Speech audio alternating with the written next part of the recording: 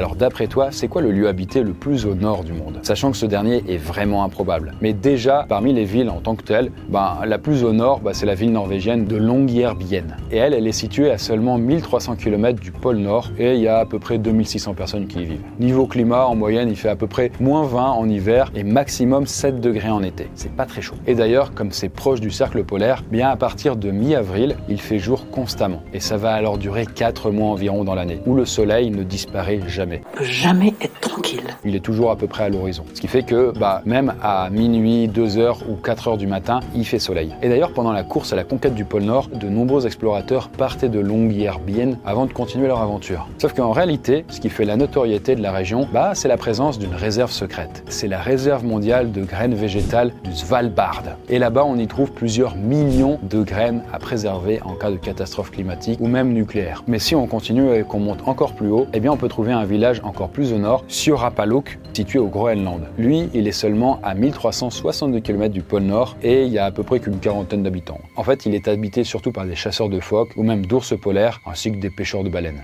D'ailleurs, beaucoup de ces mecs-là sont des descendants directs des Inuits. En tout cas, chez eux, le quotidien, c'est la chasse qui se pratique de manière traditionnelle, en traîneau. Ce lieu, il est tellement paumé qu'un bateau de ravitaillement ne passe que 2 fois dans l'année lorsque la banquise le permet. Sauf qu'il existe un autre endroit habité encore plus au nord et c'est le petit village d'Alert au Canada. Et lui, il est situé qu'à 800 km du pôle Nord. D'ailleurs, il tient son nom du navire HMS Alert qui a trouvé cette terre au 19e siècle. Mais il a fallu beaucoup plus de temps pour qu'une base militaire et une station météo y soient installées. Et d'ailleurs, depuis, ce site est occupé en permanence par à peu près 70 militaires canadiens pour de la surveillance radar et des données météo. Donc ce n'est pas une ville.